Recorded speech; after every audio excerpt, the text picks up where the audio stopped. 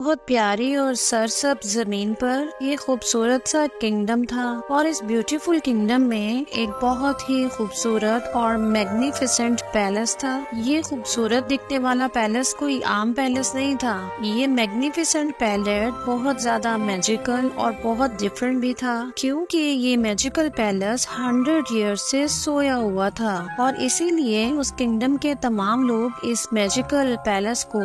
सोया हुआ महल भी कहते थे, क्योंकि ये सोया हुआ महल 100 ईयर्स से कभी जागा नहीं था, तो इसकी देखभाल भी नहीं हुई थी और इसी तरह इस महल के इर्द गिर्द की जो दीवारें थी उन्हें बहुत ज्यादा खुदरो पौधे और अंगूरों की बेल ने ढांप लिया था। स्लीपिंग पैलेस के इर्द गिर्द ऊंचे और लंबे एस्पायर्स थे और इन ऊंचे और लंबे एस्पायर्स की सारी खूबसूरती उन पत्तों और बेलों के नीचे छुप चुकी थी और इस मैजिकल स्लीपिंग पैलेस के चारों तरफ बहुत घना जंगल था और इस घने जंगल ने इस पूरे पैलेस को बहुत ज्यादा कवर भी किया हुआ था और ऐसा लगता था कि जैसे ये घना जंगल इस मैजिकल स्लीपिंग पैलेस की हिफाजत कर रहा हो। पास में ही एक बहुत छोटा और प्यारा सा टाउन भी था और इस प्यारे से टाउन में एक बहुत प्यारी और बहुत इंटेलिजेंट लड़की रहती थी। इस इंटेलिजेंट लड़की का नाम जिला था और जिला बहुत ही ज्यादा काइंड थी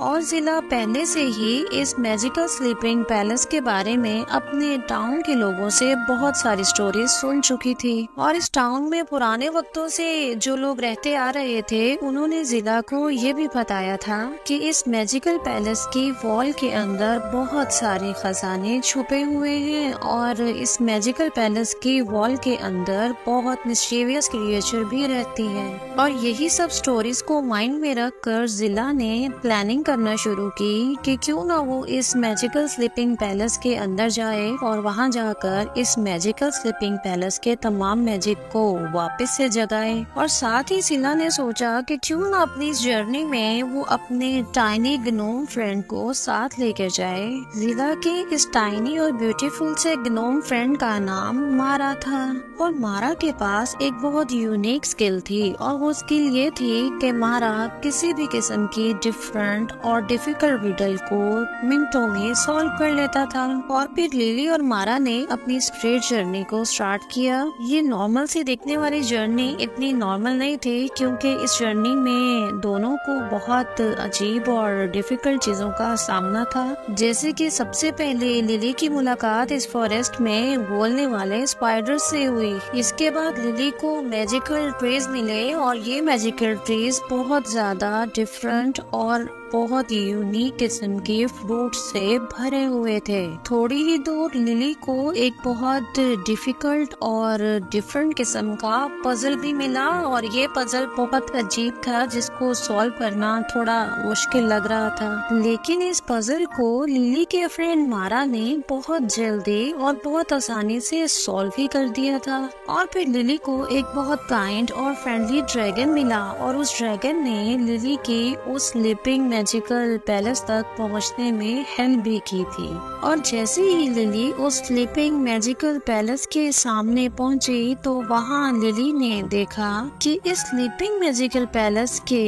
बहुत खूबसूरत वुडन डोर के दोनों तरफ स्टोन से बने हुए 2 लाइंस थे और ऐसे लग रहा था कि जैसे ये दोनों लाइंस इस डोर की हिफाजत कर रहे हो। स्लीपिंग मैजिकल पैलेस का ये डोर बहुत ज्यादा ब्यूटीफुल और शाइनी भी था और लिली ने देखा कि इस डोर के ऊपर कुछ लिखा हुआ है और फिर लिली ने उसको पढ़ने की कोशिश की तो लिली ये पढ़कर हैरान रह गई। और इस दरवाजे पे लिखा था कि महल को नींद से जगाने के लिए तो इस पहेली को हल करो और तो अंदर दाखिल हो जाओगे। और फिर क्या था, लिली के साथ उसका बहुत प्यारा फ्रेंड मारा जो था, और मारा तो रिडल्स और इस तरह की चीजों को सॉल्व करने में बहुत ज्यादा महारत रखता था। और लिली ने मारा की हेल्प से उस स्लीपिंग पैलेस के डोर पर लिखी हुई वो रिडल पढ़ना शुरू की। लिली ने कुछ इस तरह से बोला कि एक मेहरबान दिल और एक सच्ची रूह इस महल में आना चाहती है और महल को बहुत ज्यादा प्यार करती है। और देखते ही देखते लिली की ये रिडल सुनने के बाद स्लीपिंग मैजिकल पैलेस का वो डोर ओपन हो गया दिया। और जैसे ही मैजिकल स्लीपिंग पैलेस का वो डोर ओपन हुआ, लिली अपनी हैरत ज़दा आंखों से उस स्लीपिंग मैजिकल पैलेस के अंदर की सीनरी को गौर से देखने लगी। इस मैजिकल स्लीपिंग पैलेस के अंदर एक बहुत बड़ा सहन था और ये बड़ा सा सहन बहुत ज्यादा मैजिकल फ्लावर्स से भरा हुआ था और इन मैजिकल फ्लावर्स की खुशबू पूरे महल को बहुत ज्यादा महका रही थी। लिली ने उस रिडल को सॉल्व कर लिया था, इसीलिए इस मैजिकल स्लीपिंग पैलेस में तमाम चीजें अब चेंज होने लगी थी और ये मैजिकल स्लीपिंग पैलेस अब दोबारा से जागना शुरू हो गया था और इस स्लीपिंग मैजिकल पैलेस के तमाम रौनकें वापस आने लगी थी। खूबसूरत मैजिकल गार्डन्स ने दोबारा से लश ग्रीन होना स्टार्ट कर दिया था। इन ब्यूटीफुल गार्डन्स में मैजिकल बर्ड्स ने बहुत ब्यूटीफुल मैजिकल सॉन्ग्स गाना भी शुरू कर दिए थे। पहले बहुत खामोश और ड्राई दिखने वाली वाटरफॉल दोबारा से क्रिस्टल की तरह चमकते हुए कलरफुल पानी को लेकर बहने लगी थी। इसके बाद लिली ने इस मैजिकल स्लीपिंग पैलेस के ग्रैंड हॉल्स को एक्सप्लोर करना स्टार्ट किया। वहाँ उनको बहुत ज्यादा फ्रेंडली स्पिरिट्स और प्लेफुल गोस्ट मिले और उन्होंने लिली को इस मैजिकल स्लीपिंग पैलेस की ओल्ड स्टोरीज के बारे में बताया और इसके बाद लिली इस मैजिकल स्लीपिंग पैलेस के बहुत बड़े और खूबसूरत मैजिकल रूम्स में गई। इन रूम्स में लिली को बहुत मिस्टीरियस और मैजिकल चीजें भी मिली, जिसमें एक बहुत ब्यूटीफुल और एंटीक मैजिकल मिरर था और इस मैजिकल ब्यूटीफुल एंटीक मिरर में आप अपने फ्यूचर को भी आसानी से देख सकते थे। इन चीजों में लिली ने एक अजीब और मैजिकल टी पॉट भी देखा और इस टी पॉट से बहुत खूबसूरत और कलरफुल मैजिकल स्मोक निकल रहा था। लेकिन इस मैजिकल स्लीपिंग पैलेस में लिली ने एक बहुत डिफरेंट, ओल्ड और सबसे ज्यादा इम्पोर्टेंट चीज एक्सप्लोर की थी और वो इस मैजिकल स्लीपिंग पैलेस की बहुत ओल्ड और यूनिक मैजिकल बुक्स से भरी हुई लाइब्रेरी थी और इन बुक्स में यूनिवर्स के तमाम सीक्रेट्स और मैजिक्स के बारे में बताया गया था। लिली इन सब चीजों को देखकर बहुत ज्यादा खुश हुई और इसने इन तमाम ट्रेजर्स और इन तमाम चीजों को जो इस स्लीपिंग मैजिकल पैलेस से हासिल की थी, उनको अपने टाउन के लोगों के साथ शेयर करने के बारे में सोचा।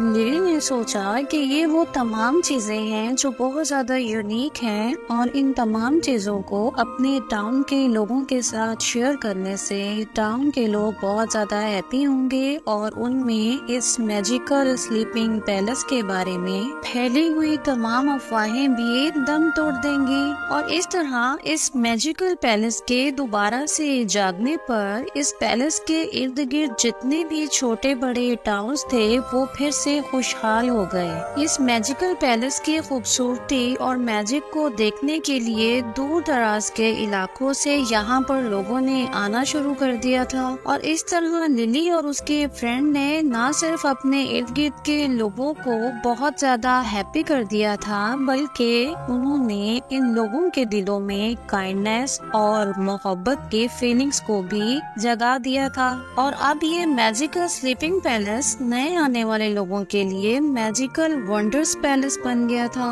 और तमाम लोग इस मैजिकल वंडर्स पैलेस के साथ साथ लिली और उसके ऑनेस्ट फ्रेंड और उसकी काइंडनेस को भी बहुत ज्यादा याद करते थे। लिली ने अपनी इस ऑनेस्टी, काइंडनेस और ब्रेवरी से एक चीज तो प्रूव की थी कि हमारी काइंडनेस और ऑनेस्टी का ये मैजिक किसी को भी ख्वाबों की नींद से जगा सकता है।